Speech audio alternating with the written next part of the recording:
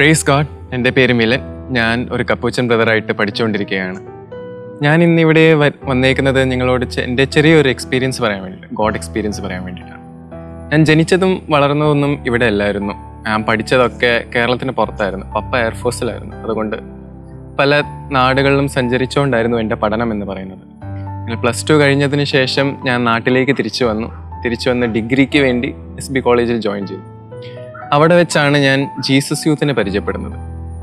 അതിനു മുന്നേ എനിക്ക് ദൈവത്തോട് ഒരു റിലേഷൻഷിപ്പ് ഉണ്ടായിരുന്നു എന്ന് ചോദിച്ചാൽ ചെറുതായിട്ടുണ്ടായിരുന്നു. എന്ന് പറഞ്ഞാൽ ഒരു ദൈവമുണ്ട്, ആൾ എനിക്ക് വേണ്ടി പ്രാർത്ഥിക്കുന്നു, എൻ്റെ കാര്യങ്ങളെ സാധിച്ചു തരുന്നു എന്നുള്ള രീതിയിലുള്ള ഒരു സെറ്റപ്പിലായിരുന്നു ഞാൻ പൊയ്ക്കൊണ്ടിരുന്നത്. അതും കൂടാതെ തന്നെ ഞാൻ ഒത്തിരി അധികം എന്നിലേക്ക് തന്നെ ഒതുങ്ങി നിൽക്കുന്ന ഒരു മനുഷ്യനായിരുന്നു.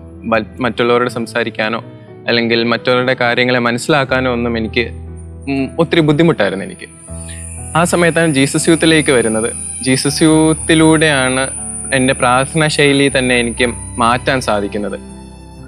ഈ ജീസസ് യൂത്തിലെ പിള്ളേരെല്ലാവരും ദൈവത്തെ അപ്പ എന്ന് വിളിച്ചുകൊണ്ടായിരുന്നു പ്രാർത്ഥിച്ചുകൊണ്ടിരുന്നത്. എപ്പോഴും ഏതെങ്കിലും ഗ്രൂപ്പ് പ്രെയർ മീറ്റിങ്ങിലൊക്കെ പോകുമ്പോഴത്തേക്കും അതെന്നെ വല്ലാതെ സ്വാധീനിച്ചു. അതുകൊണ്ട് തന്നെ ഞാനും പിന്നെ ദൈവത്തെ അപ്പ എന്ന് വിളിച്ചുകൊണ്ട് പ്രാർത്ഥിക്കാൻ തുടങ്ങി. അങ്ങനെ പ്രാർത്ഥിച്ച് എൻ്റെ ഡിഗ്രി എല്ലാം അവസാനിച്ച് കഴിഞ്ഞപ്പോഴത്തേക്കുമാണ് സെമിനാരിയിലോട്ട് ഞാൻ പോകുന്നത്. സെമിനാരിയിൽ ആദ്യത്തെ വർഷം ജോയിൻ ചെയ്തു. 2 വർഷം ഇപ്പം കഴിയുന്നു. ആദ്യത്തെ വർഷം വലിയ പ്രശ്നങ്ങളൊന്നും ഇല്ലായിരുന്നു. ഏറ്റവും പേടിയുള്ള ഒരു ഓഫീസ് ഞങ്ങൾക്ക് കിട്ടുന്നത് എന്ന് പറഞ്ഞാൽ ഡീന് എന്ന് പറയുന്ന ഓഫീസാണ്. എന്ന് പറഞ്ഞാൽ ഡീന് കിട്ടിയാൽ പിന്നെ റെക്ടറച്ചൻ കഴിഞ്ഞാൽ അടുത്ത അധികാരി എന്ന് പറയുന്ന ഒരു ഡീനാണ്. എന്ന് പറഞ്ഞ സെമിനാരിയിലെല്ലാം കാര്യങ്ങൾ നോക്കണം, ബാക്കിയെല്ലാം ബ്രദേഴ്സിനെ എല്ലാം ഡിസിപ്ലിനിൽ മെയിൻറ്റെയിൻ ചെയ്തുകൊണ്ട് പോകണം എന്ന് പറയുന്ന സംഭവങ്ങളൊക്കെ. അങ്ങനെ ആദ്യത്തെ വർഷം എനിക്ക് ഡീൻഷിപ്പ് കിട്ടിയില്ല. അതുകൊണ്ട് സന്തോഷത്തോടെ ഞാൻ പോയി. 2ാമത്തെ വർഷം തുടങ്ങിയപ്പോഴത്തേക്കും ആദ്യത്തെ സെമസ്റ്ററിൽ തന്നെ എനിക്ക് ഡീൻഷിപ്പിൻ്റെ റോള് കിട്ടി. എല്ലാം പൂർത്തിയായി. എന്ന് പറഞ്ഞാൽ ഞാൻ പെട്ടെന്ന് ദേഷ്യപ്പെടുകയും ഒത്തിരി പെട്ടെന്ന് ആൾക്കാരെ എൻ്റെ രീതിയിൽ കാര്യങ്ങൾ ചെയ്യത്തില്ലെങ്കിൽ എനിക്ക് വളരെ പെട്ടെന്ന് ദേഷ്യം വരുന്ന ഒരു സ്വഭാവമാണ് എൻ്റെ. അങ്ങനെ ഇരിക്കുമ്പോഴാണ് ഒരു ബ്രദറുണ്ട്, കുറേ അധികം ബ്രദർമാരുണ്ട്. കാര്യങ്ങൾ പറയുമ്പോഴത്തേക്കും ചെയ്യാതെ വരുമ്പോഴത്തേക്കും ഒത്തിരി അധികം ചൂടാവുകയും അവരെന്തുകൊണ്ടാണ് ഇങ്ങനെ കാണിക്കുന്നതെന്ന് വളരെയധികം ഒത്തിരി പ്രാവശ്യം ചിന്തിക്കുകയും ചെയ്തിട്ടുണ്ട്. അങ്ങനെ ഇരിക്കുമ്പോഴാണ് ഞങ്ങളുടെ ഫ്രാൻസിസ്കനിസം എന്ന് പറയുന്ന ഒരു സബ്ജക്റ്റ് ഉണ്ട് ഞങ്ങൾക്ക്. അതിൽ ഫ്രാൻസിസിൻ്റെ ജീവിതവും ഫ്രാൻസിസിൻ്റെ ചരിത്രവും ഒക്കെയാണ് ഞങ്ങൾ പഠിക്കുന്നത്. അത് പഠിച്ചുകൊണ്ടിരിക്കുമ്പോഴാണ് ഞങ്ങളുടെ അച്ഛൻ ഞങ്ങളോട് പറയുന്നത്, ഫ്രാൻസിസ് പ്രാർത്ഥിച്ചുകൊണ്ടിരുന്നത് ദൈവത്തെ സ്വന്തം അപ്പ എന്ന് കരുതിക്കൊണ്ടാണ്. അപ്പ എന്ന് പറയുന്ന പദം ഉപയോഗിച്ചുകൊണ്ടാണ് ഫ്രാൻസിസ് എപ്പോഴും ദൈവത്തെ വിളിച്ചുകൊണ്ടിരുന്നത്, പ്രാർത്ഥിച്ചുകൊണ്ടിരുന്നത്. അങ്ങനെ ഞാൻ വിചാരിച്ചു ഞാനും അപ്പൻ എന്നാണല്ലോ വിളിക്കുന്നത്, അപ്പം ഞാൻ ഫ്രാൻസിസിൻ്റെ രീതിയായോ? ഇല്ല, ആയിട്ടില്ല. അപ്പോഴാണ് അപ്പൻ എന്ന് പറയുന്ന ആ വാക്കിൻ്റെ അർത്ഥം അച്ഛൻ ഞങ്ങളോട് പറഞ്ഞു തരുന്നത്. നിങ്ങൾ ദൈവത്തെ അപ്പ എന്ന് വിളിക്കുന്നുണ്ടെങ്കിൽ ബാക്കി എല്ലാം ആൾക്കാരും നിങ്ങളുടെ സഹോദരങ്ങളും സഹോദരിമാരുമാണ്.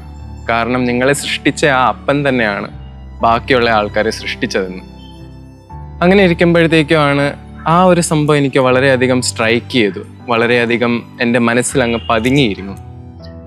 അത് കഴിഞ്ഞിട്ട് അതിൽ കൂടുതലും ഞാൻ ആലോചിച്ചുകൊണ്ടിരിക്കുമ്പോഴാണ്, ശരിയാണ്, ഞങ്ങൾ ഇവിടെ എല്ലാവരും ബ്രദർമാരെന്ന രീതിയിലാണ് അറിയപ്പെടുന്നത്. ബ്രദേഴ്സ് എന്ന് പറഞ്ഞ സഹോദരങ്ങളാണ്. ഞങ്ങളുടെ പല സ്ഥലങ്ങളിൽ നിന്നായിരിക്കാം, പല കൾച്ചർസിൽ നിന്നായിരിക്കാം ഞങ്ങൾ വന്നേക്കുന്നത്. എന്നാൽ പോലും ഇവിടെ ആ ഒരു സെമിനാരിലായിരിക്കുമ്പോഴത്തേക്കും ആ ഒരു സാഹോദര്യത്തെ പറ്റിലാണ് ഞങ്ങൾ അവിടെ ഒരുമിച്ച് കൂടിയിരിക്കുന്നത്. അതിൽ ഞങ്ങൾക്ക് ദേഷ്യപ്പെടാം, വഴക്കുണ്ടാകാം, എന്ത് വേണേലും സംഭവിക്കാം. പക്ഷെ ഒരിക്കലും വെറുക്കാൻ പാടില്ല. എൻ്റെ പ്രശ്നം എന്ന് പറഞ്ഞാൽ ഞാൻ കുറച്ചധികം ബ്രദർമാരെ വെറുക്കാൻ തുടങ്ങിയായിരുന്നു. എന്ന് പറഞ്ഞാൽ അവരെ അങ്ങനെ ചെയ്യുമ്പോഴത്തേക്കും എൻ്റെ രീതിയിലല്ല വരുന്നതെങ്കിൽ എനിക്ക് ഒത്തിരി ദേഷ്യം വരികയും ചില സ്വഭാവങ്ങൾ കാണുമ്പോഴത്തേക്കും വെറുപ്പും കൂടെ വരാൻ തുടങ്ങിയിട്ടുണ്ടായിരുന്നു. ആ രീതിയിൽ ഈ കാര്യം ഇങ്ങനെ ക്ലാസ്സിൽ പറഞ്ഞപ്പോഴത്തേക്കും അതെൻ്റെ മനസ്സിലങ്ങ് ആഴത്തിലേക്ക് പതിഞ്ഞു. എന്ന് പറഞ്ഞാൽ ഞാൻ എൻ്റെ ദൈവത്തെ അപ്പനെന്ന് വിളിക്കുന്നുണ്ട്.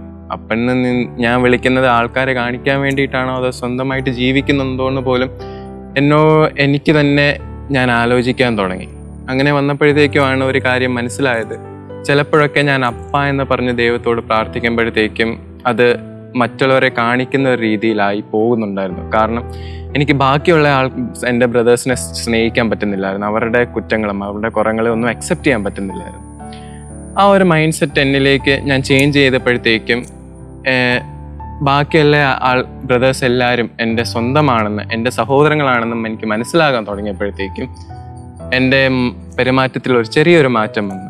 എന്ന് പറഞ്ഞാൽ ആദ്യം അവരെന്തെങ്കിലും തെറ്റോ അല്ലെ എന്തെങ്കിലും കുറിച്ച് എന്തെങ്കിലും കാണിക്കുന്നുണ്ടെങ്കിൽ പോലും ഞാൻ പെട്ടെന്ന് ദേഷ്യപ്പെടുത്തില്ലായിരുന്നു. ഞാൻ പോയി സംസാരിക്കും. അവരുടെ തെറ്റെന്താണെന്ന് കുറച്ച് കഠിനമായിട്ടാണ് പറയുന്നതെങ്കിൽ പോലും ഞാൻ അത്യാവശ്യം അവർക്ക് മനസ്സിലാകുന്ന രീതിയിൽ ഞാൻ പറഞ്ഞു കൊടുക്കാൻ ഞാൻ ശ്രമിച്ചിട്ടുണ്ട്.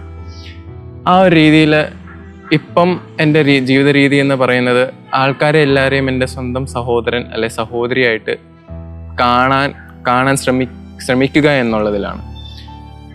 ഞാൻ ഇത്രയും മാത്രം പറയാൻ ഉദ്ദേശിക്കുന്നുള്ളൂ.